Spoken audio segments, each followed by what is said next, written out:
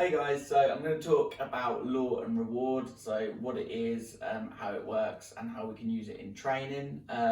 So law and reward is where we physically move a dog to where we want them to be using a treat or a lure until we get them in the desired position, and then we mark the behaviour by telling them they've done a good job using our marker word so that they learn that that's the right thing to do. So at this stage, we're not even going to worry about naming the behaviours or naming the exercises, we're just going to get them doing the manoeuvre. It's a really good test as well for you as handlers to make sure that you can do it at the right speed, the right height and things like that. So first exercise we're going to do is just to get you guys used to it. So what I want you to do is move the dog from left to right. So we're going to use a food treat as our lure. So I'm just going to use some training treats here. So using Fern here, what I'm going to do is move her. So I'm going to have the treat in my left hand. Once we've moved her, so I'm going to hold this in front of her nose, use it like a magnet and pull her over. She'll follow it. But then we're going to mark the behaviour once she's done what it is we want her to do. But the important thing is we're then going to reward her, but not using the lure. We're going to use another one so that she's learning. She's not getting the lure as a reward. She's getting rewarded another way. So let's try it. So I'm going to use this hand here and pull her over to the left. Go nice and slow at her pace. Good. And then I'm going to mark that behaviour and reward her. Now we're going to bring her the other way. So treat in this hand. Good. So mark the behaviour to let her know she's done the right thing, and then we're going to give her the feed. I'm going to bring her back the other way. And it's really important that we don't have it up too high because this will make them jump like this. So we want to bring it down to their level. Good. Mark it and reward. We also want to make sure we're going at the right speed. So if we go too fast, they get a little bit snatchy. So we want to bring it at a nice pace. Good. Like that. Dogs that get jumpy, it's often because you're holding the lure up too high. So we need to make sure we bring it right down to their level. Like I said, if they're a bit snappy, your natural instinct is to go quicker. Don't do that because they're going to think the food's going away and start snapping even more. So this is all about finding that speed. Sometimes they might be a bit less interested and you have to kind of hold the food in front of their face for a little bit longer and go nice and slow. Good. Some dogs are really quick, so you can go a bit faster. So this exercise, just moving them left and right, is a good way for you to practice and get used to their speeds. Cool. Okay, so now using that same technique of lure and reward, we're going to teach a hand touch. So with this, what we're going to do is we're going to put a treat in between our fingers and we're going to hold it just here. We're going to put it behind our back, and then what we're going to do is nice and fast and surprising, we're going to present it to the dog so that it brings them to investigate the hand. Having the treat in our hand as well is going to encourage them to come and sniff it. What we're going to do is, once I've presented it to them in a nice, surprising way, as soon as their nose touches the hand, I'm going to mark that behaviour and then reward them. Again, we're not going to give them the food that's in the hand because we don't want them learning that that's where they're getting the reward from. We're going to mark the behaviour once they've done it, and then we're going to reward them another way. So I'm going to show you here. So I'm going to get the treat like this, and we're going to stand like so, and then we're going to go, good. So the second they touch the hand, they're going to get rewarded.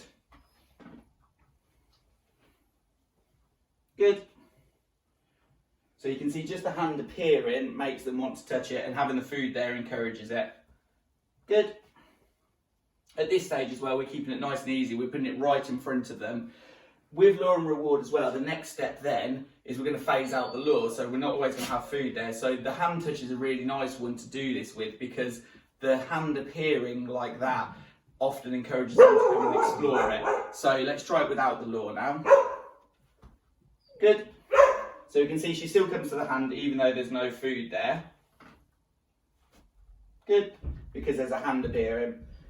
What we do then next with lure and reward, and this works with all behaviours, is once we've gone to that stage and they're doing it consistently, good, without the lure there, because they're kind of learning that behaviour, we can then start naming the behaviour. So when we're naming a behaviour, we're going to name it the second they complete the behaviour, but we're also going to mark it at the same time. So it gets a bit tricky at the start. So we're going to go touch, good. So we're naming it touch the second they touch it, and we're marking the behaviour as soon as they do it, so they know that that's the time that they've completed the behaviour. So we'll do it again. Touch, good.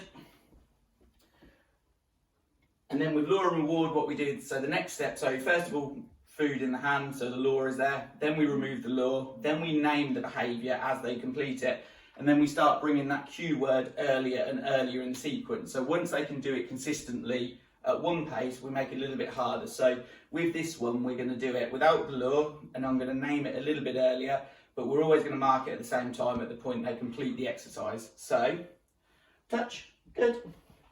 So I'm saying touch before she's completed the exercise now, but I'm still marking it the second she completes it.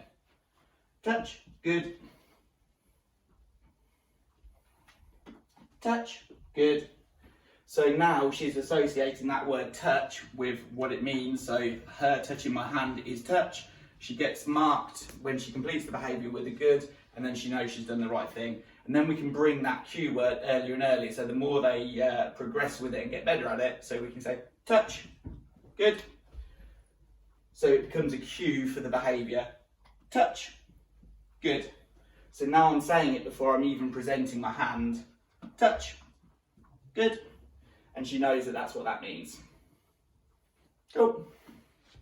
Cool. So the next one that we're going to do is middle. So middle's really good for getting your dog under control. So it helps get them in a nice secure position so you can put their lead on. So if they go wandering off, you can call them to middle where you've got them in a really nice position. So with a middle, basically, we want them to be in between our legs so that we can control them if we need to. It's a really nice secure position for them as well, so they feel nice and safe.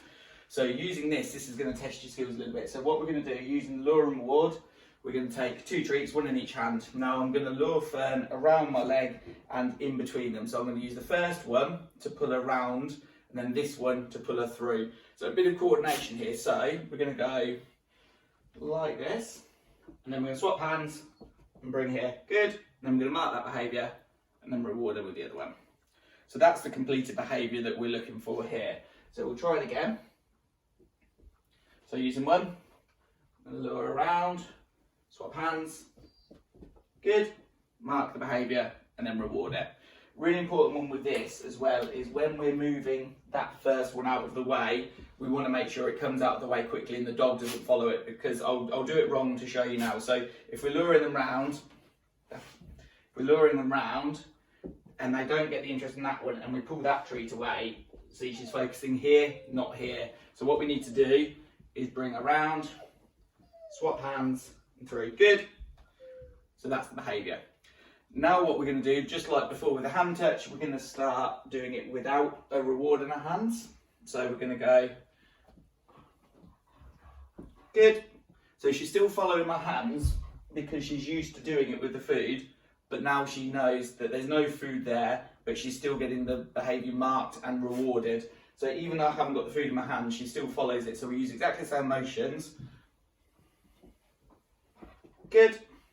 But then she's still getting rewarded. So by the time she realises there's no food, she's still getting food, which is great. Then the next stage, just like before, so we do it, remove the lure, and now we're going to start naming it. So we're going to go middle, good. So we're going to name it the second she's completed that behaviour. So this is the completed behaviour. So the second she's in that position, we name it and then we mark it. So let's try again. Middle, good. So marking behaviour, we're rewarding that behaviour. Now what we do, just like before with a hand touch, we're going to move that cue word earlier. So we can go middle, good. So we're saying the middle before she's even completed the behaviour now, because she knows what the behaviour is. So she learns the behaviour before she learns what it's called. Because at the minute, the word middle doesn't mean anything to them. Good. Ready? Middle, good. And then what we can do is once they've learned that consistently and you've brought that cue word earlier, we can then bring it in even earlier and use it as a cue. So middle, good. So now she knows what that behaviour is and what it's called. So we can actually, by rehearsing and practicing and bringing the cue word earlier, we can put it on cue. So middle, good. And you can see from this position then, if we're out and about, I've got access to get her collar if I need to, and just keep her safe. Good girl. Cool. So the next one we're going to do is a round. So a round's a really good exercise. It's good for exercise. It keeps them fit, because once you've increased the distance, we can get them running around an object and coming back to you. It's really good for confidence as well with dogs that don't like to leave you, because they learn that it's good to leave you, and also that it's good to come back to you. So it builds confidence leaving you and as well coming back to you. So recall is really good with this. So what we're going to do here is, using a cone or a pole or a bottle or anything that you've got at home, is we're basically going to get the dog to go around it and back to us. So with this, a completed exercise is, we're going to face what it is we want the dog to go around with the dog next to us. They're going to approach the cone, come round it, and the exercise is completed when they're facing us again. So using lure and reward, we're going to get them to our side, and we're going to slowly bring them round. Good. Mark the behaviour as soon as they've completed it, which in this instance is they've gone round and they're facing us again. So we'll do that again.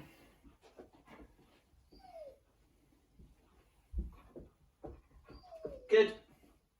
So you can see here Fern's getting a little bit snappy, so what I'm going to do is just adjust my speed a little bit. You want to go fast enough so that she's not nibbling at the treat, but not so fast that she's getting snappy. So, good. So just like all the other ones with lure and reward, what we're going to do now is remove the lure. So exactly the same motion. Good. Marking the behaviour, rewarding the behaviour. And then we're going to add the cue word into it.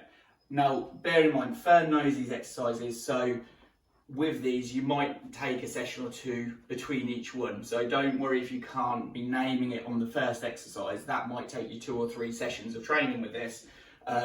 Obviously Fern knows it, so it makes it a bit easier, but just for an idea. So now we're going to name the behaviour. So this one is around, so we're going to go around. Good. So the second she's completed it, we name it and we mark it at the same time. Again.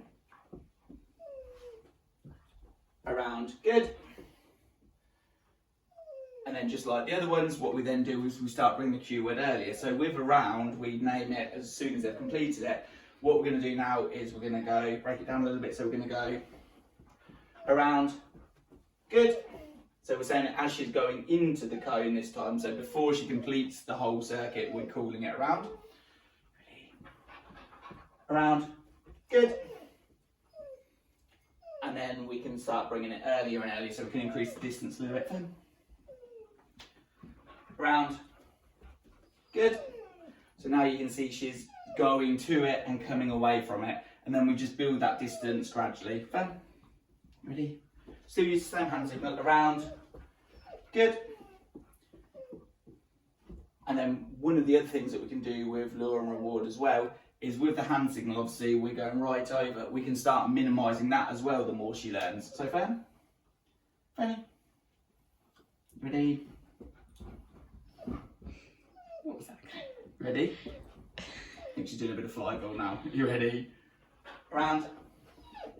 Good. So you can see I used a much smaller hand movement there. I didn't go all the way around, but I sort of signalled to her. Ready?